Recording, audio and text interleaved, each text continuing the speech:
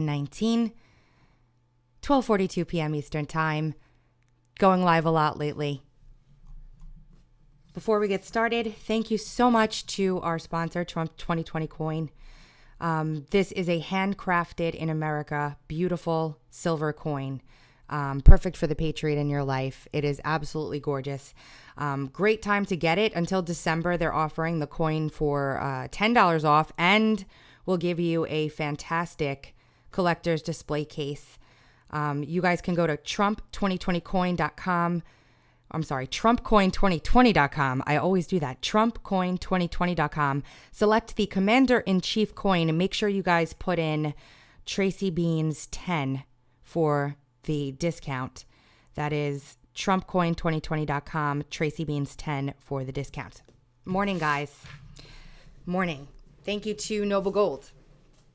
I wanted to take a few minutes and explain some things for everyone. Right now, there's ongoing testimony of Jennifer Williams and Michael Vindman, I believe. I'm not going to call him Lieutenant Colonel because as far as I've seen so far, he doesn't really deserve any of that. I think, real quick, before we get into this report, what I have been talking about for the past couple, 10 days, about Vindman being the source of the leaks that this other leaker, this criminal leaker, has decided to use, is true. This report was released, real quick, this report was released this morning. I'm going to get into what it is and explain it to everybody because I'm getting some mixed messages on Twitter that people don't really understand what it is.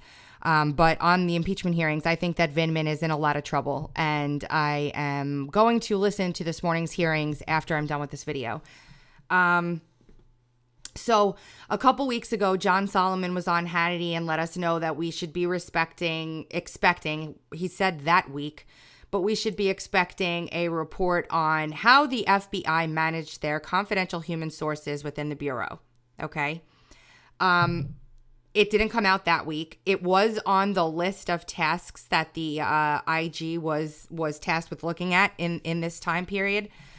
This report that came out this morning is 63 pages long. It is not the FISA report. A lot of people are really confused. Everybody's asking me, well, where are the criminal referrals and where's this is just a bunch of, they did stuff wrong, blah, blah, blah. Where's the accountability? And I just wanted to explain to everyone what this is. This is an audit. The Inspector General for the Department of Justice went into the FBI and audited their program or their policies, their procedure, and how they handle confidential human sources within the FBI. That could be any human source, whether it's in the gang division or whether it's in the intelligence, in an intelligence investigation like we saw with Spygate. Christopher Steele was a confidential human source for the FBI. He was what is known, as per the guidelines inside this report, as a long-term confidential human source. So you're not going to see criminal referrals in here because there are no laws being broken. This is people within the Bureau, widespread across the entire FBI, literally, who are not following policy and procedure at all. What this report found is that in every single area of the confidential human source apparatus or program, the FBI did not follow established norms and guidelines. Completely ignored them. I'm going to try and make this bigger. I think that's good. It should be my whole screen now. They went into this looking to evaluate the FBI's confidential human source program policies and procedures, including its validation procedures. It sought to assess the FBI's policy and procedures for the use of non-attributable communications between agents and confidential human sources, and examine the FBI's ability to identify and fill gaps in the alignment of its sources with the nation's highest priority threats and intelligence needs. Between 2012 and 2018, the FBI spent an average of $42 million per year paying its confidential human sources. As of May of this year, as of May of this year, nearly 20% of the FBI's confidential human source base met its definition of a long-term confidential human source. So I read through this entire report. It goes through everything the FBI did wrong, which is literally everything, from taking the policies and procedures and lumping and making the requirements for following up with this stuff lay on the shoulders of just a handful of people, if that, to completely ignoring Justice Department guidelines on how to manage these confidential sources, to swapping out the handlers for long-term confidential sources after a certain length of time because they've been there for too long. Like, you don't want your handler to become close and friends with their source. In a lot of cases, these sources are criminal. Occasionally, they're really bad. Like in one instance that they recognized that one of these confidential human sources being used was a pedophile.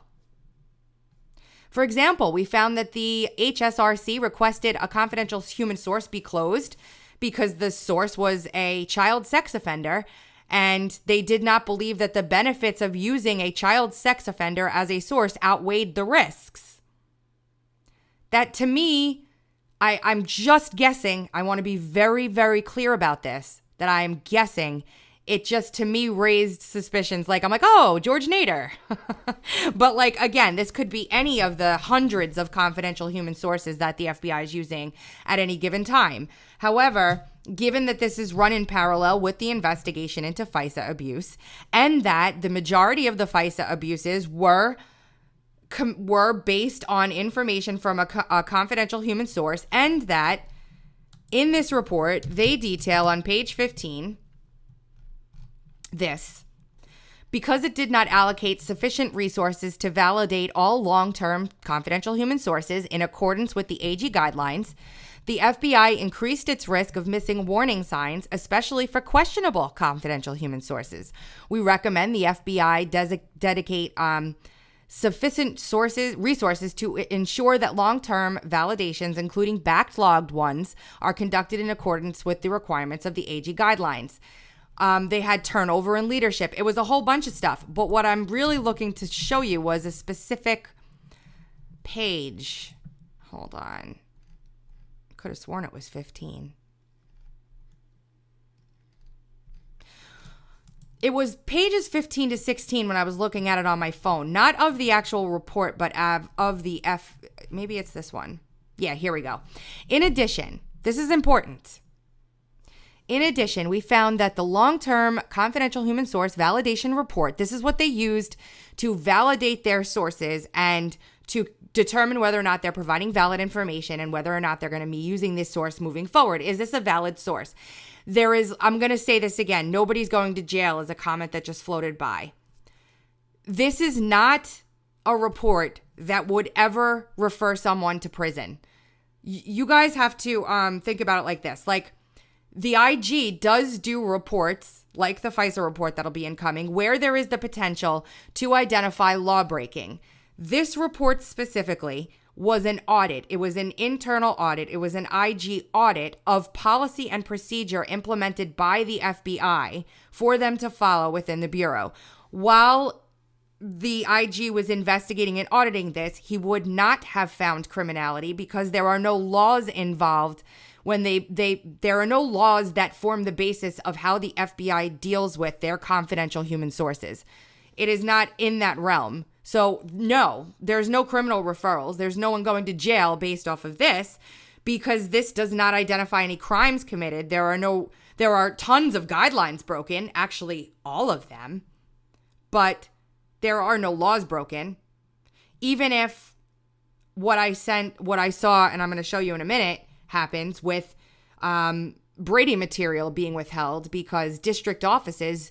So before I read the sentence, the way that they decided and the FBI, for a large part under James Comey, decided to handle their confidential human sources was to basically delegate the responsibility for those sources to the field offices and then take that information that the field offices compile and report it back to the Washington office, to the main office, where then the team there of people, it should have been about 20 or something people from what I'm reading, they would get together and then determine based off that information whether or not the sources they were using could remain sources, what risk level they possessed, or what risk level they presented to be continue being used as a source, etc., so on and so forth. One of the points that is made here is that a lot of the field offices wouldn't send back reporting on certain sources because they assessed them to be of a higher risk level and they didn't want to lose out on their information. So they just didn't send information on that source. And because there was absolutely no oversight of this, even though they had a system in place called Delta that was supposed to take care of all of this for them, there was no oversight into any of this. So nobody knew the better.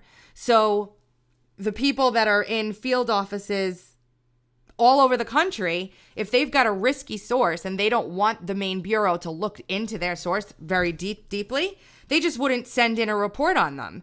And they also wouldn't send in a report on them if they didn't want that source's information to be available.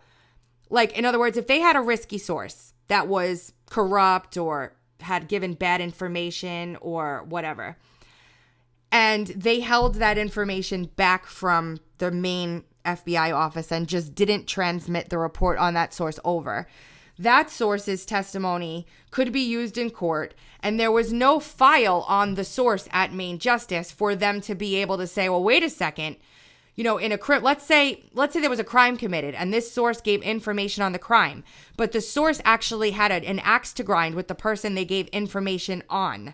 And then the FBI